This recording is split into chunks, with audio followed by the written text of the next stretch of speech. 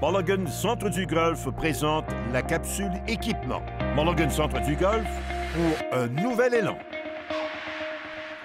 Salut tout le monde! Chronique équipement en compagnie de Sébastien Serrois, maître ajusteur chez Mulligan Centre du Golf. Sébastien, on a parlé des fers de catégorie développement la semaine dernière. Là, on parle de fers de catégorie progressive, ce qu'on appelle en anglais « player's distance ».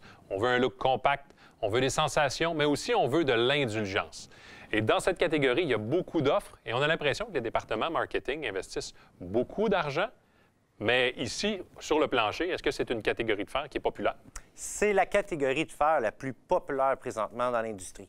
En fait, c'est que les bâtons sont de plus en plus faciles à frapper et surtout aussi, c'est qu'il y a plus de centres de golf ouverts à l'année. Donc, les personnes ou les golfeurs sont mieux outillés pour améliorer leur élan. Et là, on tombe directement dans cette catégorie-là. On peut en profiter. On commence avec TaylorMade. On a les produits P790 et P770. On a pratiquement la même identité, là. Tout à fait. Vraiment, au niveau des grosses différences, on va s'attendre que le P790 est un modèle un peu plus large, un peu plus facile à jouer, surtout par rapport à la base supérieure et surtout aussi à la semelle du bâton. Et lorsqu'on les met un à côté de l'autre, on peut vraiment s'apercevoir que le P790, au niveau de l'angle, est beaucoup plus fermé. Donc, va te procurer un peu plus de distance. Oui, et étant donné la technologie à l'intérieur, ça va tout de même permettre d'avoir une trajectoire de balle qui est haute. Sans oublier la mousse en uréthane à l'intérieur. On rappelle que dans ces modèles, il y a une cavité interne qu'on ne voit pas visuellement, mais tout là, on va chercher la technologie au niveau des sensations. Pour ce qui est des fers P770, on écoute Matt Beauvais, directeur création, département fer chez TaylorMade. The new 2023 model of 770 has a flighted CG system where the lowest center of gravity is now in the longest iron. Again, where do players struggle with getting the ball in the air the most, or where do they need the most forgiveness? It's in the long iron. So we want to create that low CG to create a high launch in those long irons, and then we strategically position it higher and higher in the club head as you work to the shorter irons to provide more spin. So a lot happening with the all-new 770, but again, compact shape with a lot of performance. We're seeing a lot of combo sets on tour in general, and really a lot of players using the 770 in, say, a 4 or a 5 iron.